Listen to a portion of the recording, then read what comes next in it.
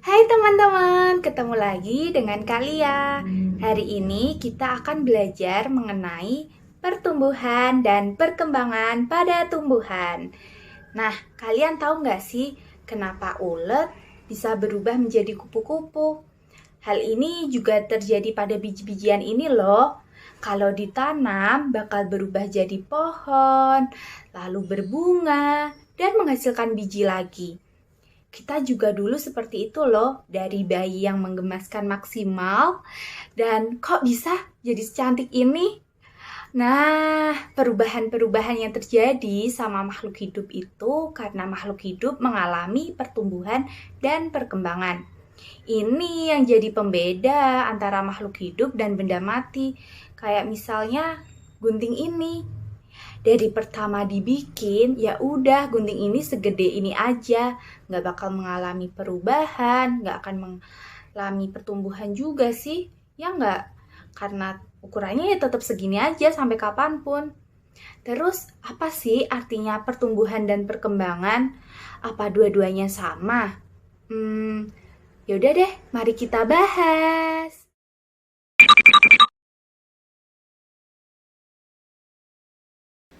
Baju ini kok sekarang jadi kecil ya? Padahal 5 tahun yang lalu bajunya masih gombrong banget loh. Ini artinya aku tumbuh atau aku mengalami pertumbuhan ya.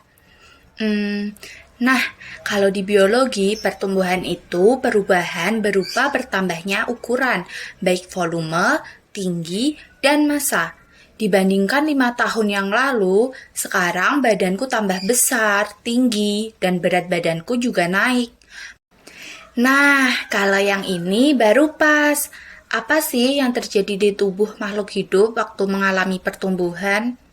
Waktu makhluk hidup itu tumbuh, sel-sel di tubuhnya jadi tambah banyak. Hasilnya, jaringan-jaringan dan organ-organ di tubuhnya juga berubah jadi makin gede. Perubahan ini bisa diukur secara kuantitatif. Pakai meteran ini misalnya, aku bisa mengukur panjang tangan aku sekarang itu jadi 65 cm. Jauh beda kalau dibandingin pas aku masih bayi yang tangannya masih imut banget. Pertumbuhan pada makhluk hidup bersifat irreversible. Artinya pertumbuhan itu nggak bakal balik lagi seperti semula. Nggak mungkin kan kamu udah tambah tinggi, terus balik lagi jadi pendek. Jadi jangan pernah ngarep bisa jadi bayi yang mengemaskan lagi. Impossible. Oke, tadi kan kita udah bahas pertumbuhan. Terus perkembangan itu apa ya? Dua-duanya kayak sama nambah besar kan? Eits, tunggu dulu. Kalau di biologi, dua kata ini punya arti yang berbeda. Perkembangan itu proses menuju kedewasaan. Bedanya dengan pertumbuhan, perkembangan itu dihitung secara kualitatif. Jadi nggak bisa deh pakai meteran yang tadi. Kalian lihat bayi yang baru lahir, mereka belum bisa ngomong. Mereka hanya bisa menangis saja. Tapi pas umur 1 sampai 3 tahun, mereka itu udah lancar banget ngomongnya. Artinya mereka mengalami perkembangan. Tapi perubahan itu nggak bisa diukur secara kuantitatif.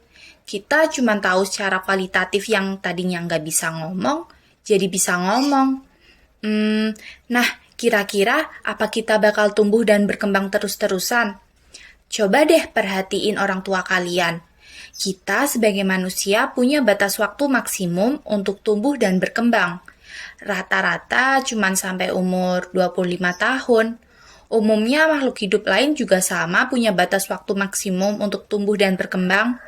Kalau kita sudah berhenti tumbuh dan berkembang, kita bisa dilihat sudah dewasa. Di manusia, ciri-ciri dewasa itu kalau sudah mengalami perubahan bentuk. Kalau cowok sudah tumbuh kumis dan jenggot. Kalau cewek bentuk tubuhnya berubah seperti tumbuh payudara dan pinggulnya membesar. Coba deh perhatiin teman-teman di kelas kamu. Semuanya nggak sama kan? Pasti ada aja bedanya secara fisik. Ada yang matanya sipit, belok, terus kulitnya putih, coklat, dan ada yang tinggi maupun pendek. Rambutnya keriting, lurus, dan masih banyak lainnya. Kalian pasti pernah mikir kenapa ya? Aku nggak kayak dia. Perbedaan ini ternyata disebabkan oleh banyak banget faktor yang mempengaruhi pertumbuhan dan perkembangan.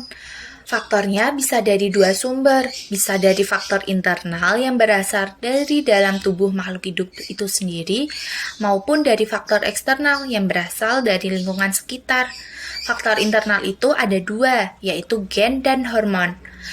Gen setiap orang itu berbeda-beda. Kita yang asalnya dari negara Asia biasanya punya badan yang lebih kecil dari teman-teman yang berasal dari negara Eropa. Selanjutnya, untuk faktor internal yang kedua itu hormon. Hormon ini bakal merangsang pertumbuhan fisik kamu dan jumlahnya harus pas. Kalau terlalu sedikit, pertumbuhannya terhambat dan hanya jadi kerdil.